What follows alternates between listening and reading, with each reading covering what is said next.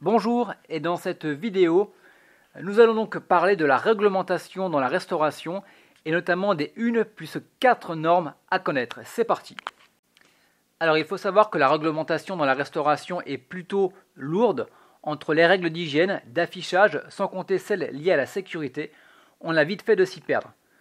Dans la suite de la vidéo, vous allez découvrir les réglementations générales ainsi que 5 peu connues des restaurateurs et pourtant. Alors, dans un premier temps, nous allons donc aborder les déclarations obligatoires.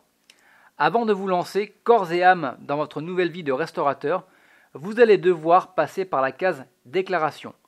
Outre le dépôt de vos statuts et de la création de votre activité, vous allez devoir montrer patte blanche sur les 3 déclarations suivantes.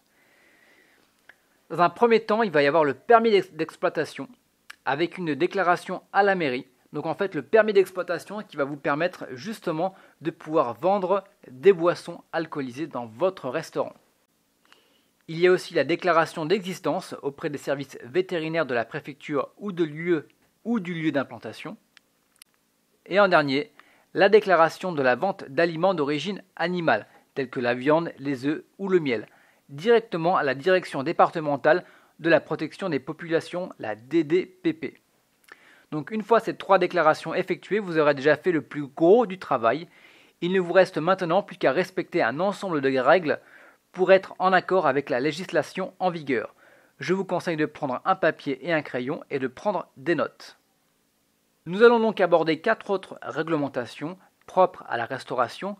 Donc il faut savoir déjà que le non-respect des réglementations dans la restauration, des déclarations et de la législation en vigueur, vous faut encourir de grosses amendes pouvant aller jusqu'à la fermeture définitive de votre établissement. Donc pour être sûr d'être en accord avec la loi, vous pouvez vous faire aider d'un juriste. Certes, cela a un coût, mais qui sera très vite rentabilisé au vu des lourdes amendes encourues. Donc la toute première des règles, ça va être les règles d'hygiène avec la formation en hygiène. Il faut savoir que depuis le 1er octobre 2012, vous devez obligatoirement avoir dans votre équipe une personne ayant suivi une formation spécifique en matière d'hygiène alimentaire. Cette dernière vous apprendra tout ce que vous devez savoir sur l'entreposage et le transport de produits d'origine animale et les règles sanitaires qui en découlent, température de conservation, etc. Pensez donc à faire contrôler régulièrement, au moins une fois par semaine, votre restaurant par un laboratoire afin d'éviter tout risque d'empoisonnement. Sachez que s'il y a bien une réglementation qu'il ne faut pas prendre à la légère, c'est bien celle-ci. D'ailleurs, en cas d'intoxication alimentaire ou de contrôle négatif, vous pouvez encourir jusqu'à la prison. Viennent ensuite les règles de sécurité. Donc la réglementation en termes de sécurité est aussi très importante. Si vous n'êtes pas aux normes et qu'un accident arrive ou un contrôle, vous pouvez d'ores et déjà mettre la clé sous la porte. Les restaurants, bars, pizzerias, kebabs faisant partie de la catégorie des ERP, établissements recevant du public, vous devez mettre votre établissement aux normes si ce n'est déjà pas le cas. Le mieux étant de faire appel à une commission de sécurité auprès de votre préfecture. Elle sera à même de vous dire les travaux à effectuer pour vous mettre aux normes. Il sera aussi intéressant, dans le cadre de la reprise ou le rachat d'un restaurant, de vous assurer que tout est en ordre. Venons maintenant aux affichages obligatoires. Vous avez donc passé le stade de déclaration, votre restaurant répond bien à la réglementation en vigueur. On va maintenant s'attaquer aux affichages obligatoires. Donc au niveau des boissons, donc le premier affichage obligatoire, ce sera au niveau des boissons.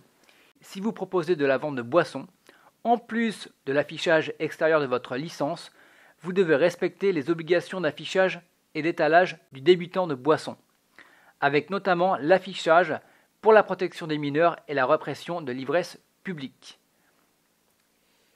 Le prix. Donc concernant les prix, il existe 2 réglementations en fonction de l'affichage intérieur ou extérieur. Donc sur l'affichage extérieur, menu carte du jour, doit être mentionné le prix de 5,20 pendant tout le service, le matin à partir de 11h30 et le soir à partir de 18h. Sur l'affichage interne, les cartes doivent correspondre à celles de l'extérieur.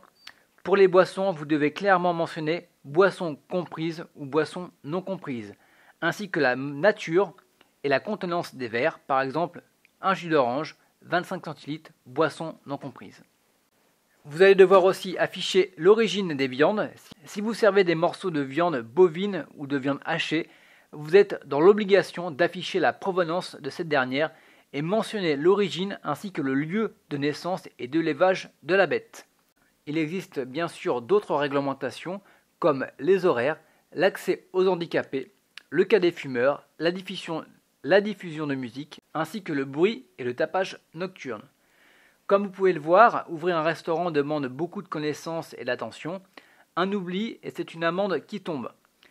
Grâce à cette vidéo, vous en savez maintenant beaucoup plus sur la réglementation et la restauration.